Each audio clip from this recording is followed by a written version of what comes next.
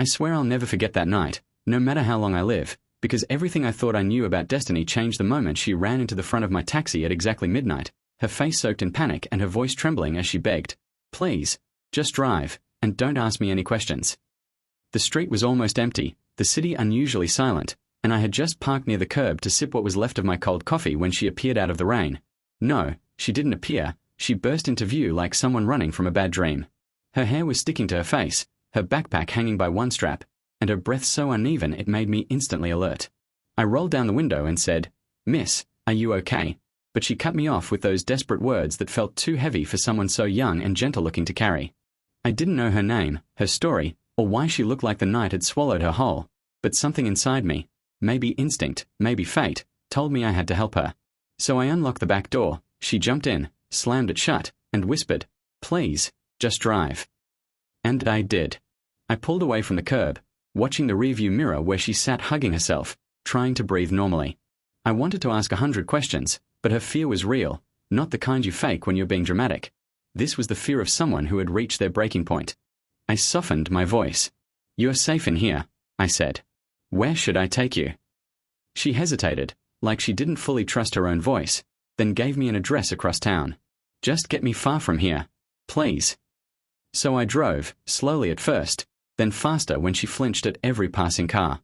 The rain tapped the roof like nervous fingers, and I couldn't shake the feeling that this moment, her in the back seat, me gripping the wheel, was going to change something in both of our lives. "Do you want me to avoid the main road?"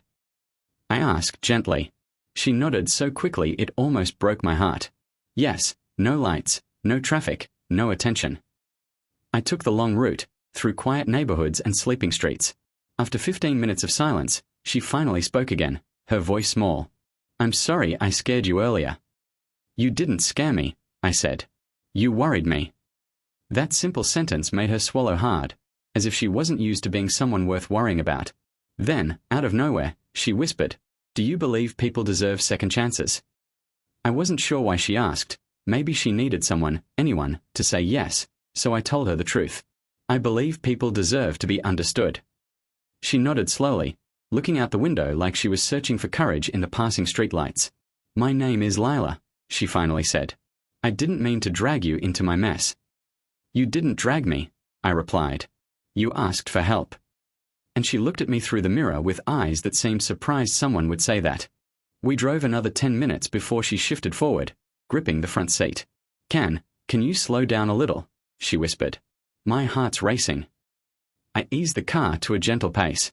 "Take your time," I said. "Whatever you're running from, it can't follow you in here right now." Her eyes softened, almost grateful. She took a deep breath and said something I did not expect. I wasn't running from a person. I was running from a decision. My hands tightened on the wheel. I didn't push her. I let her speak at her own pace. "Tonight was supposed to be the night I gave up on everything," she said, her voice cracking. "My dreams, my work, my whole life. I was about to leave the city forever." I felt my chest tighten. "Why?" I asked softly. She shook her head. "Because everything I tried failed. Everything I touched fell apart. And everyone I cared about left." She pressed her forehead to the window. "Except my little brother. He's the only reason I stayed this long." A tear slid down her cheek. But tonight I told myself maybe he'd be better off without me. Those words hit me like a punch. I had been a taxi driver for years. I'd heard hundreds of confessions from strangers, but this one felt too raw. "Lila," I said quietly, "you don't get to decide that your existence is a burden. You mean something, more than you think." She looked at me with disbelief, like no one had ever said that to her. "Why do you care?" she whispered. I exhaled. "Because I was there once too." Her eyes widened. I nodded. 5 years ago, I sat in this same driver's seat thinking my life didn't matter. My fiancé left, my business failed, and I was drowning in debt. I thought disappearing would solve everything. She leaned forward, listening like my story was a lifeline. "But a stranger stopped me," I continued. "He told me the world doesn't need perfect people. It needs people who keep going." Her lips parted slightly. That one moment saved me. She whispered, "And now you're helping me." I smiled softly. Maybe that's how life works. We save someone, because someone once saved us.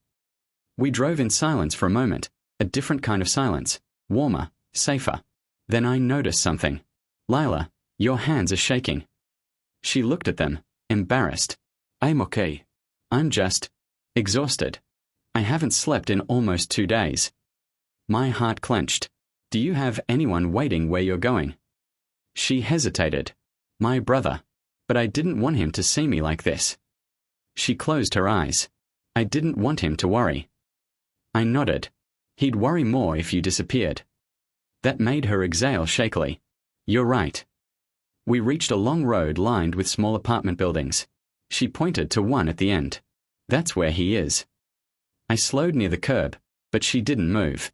Instead, she whispered, Can I sit here for a minute? Just to breathe. Of course, I said. She stared at the building like it held the entire weight of her life. I was supposed to pick him up tomorrow morning and tell him I got accepted into an art program, she said. But when I looked at the acceptance letter, all I could think about was the tuition, the rent, the bills. She frowned. I'm working 2 jobs. I barely manage groceries. Her voice broke. I didn't want to give him hope I couldn't afford. A tear rolled down her cheek. So I ran. Not away from him, but from the guilt. I turned around fully and looked at her for the first time without the mirror between us. She was young, tired, brave, scared, all at once. Lila, I said softly, your brother doesn't need you to be perfect. He needs you to be you. He needs your love, not your success. She covered her mouth as if holding back sobs. You talk like you know him. I talk like someone who lost everything because he pushed people away, I replied gently. Don't make the same mistake. She suddenly leaned forward, hugging me from the back seat, her arms trembling around my shoulders.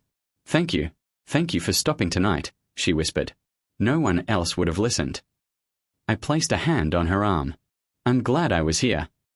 When she pulled back, her face looked lighter, like she had let go of something heavy.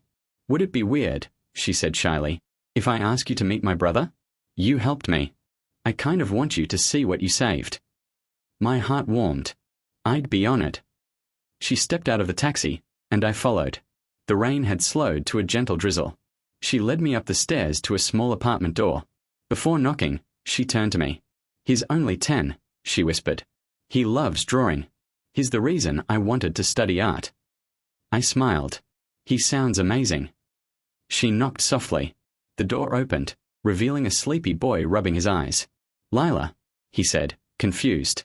She knelt and hugged him tightly. I'm here, she whispered, her voice full of emotion. I'm not going anywhere. I stood back, giving them a moment. When she introduced me, the boy smiled shyly. Thank you for bringing my sister home, he said. And in that tiny apartment, surrounded by warmth and hopeful eyes, something unexpected happened. For the first time in years, I felt a piece of my own life heal too. Lila walked me back to the door. If I had run tonight, she whispered, I would have lost everything. I shook my head. No. You almost lost hope. But you didn't. She took a slow breath. Can I call you sometime? She asked with a small smile. Not because I need saving, but because maybe we can help each other. My heart softened. I'd like that. I returned to my taxi, the night no longer feeling so heavy. As I drove away, I glanced in the mirror, half expecting her to be there again, but she wasn't. Instead, there was just me, and the quiet understanding that sometimes we don't choose whose life we step into. Sometimes they run into ours, at midnight, in the rain, with trembling hands and a desperate plea. And sometimes, that one moment becomes the beginning of something that saves both people in ways they never saw coming. And that's exactly what happened that night. I didn't ask questions. I just drove. And somehow, it led me to a story I'll carry for the rest of my life.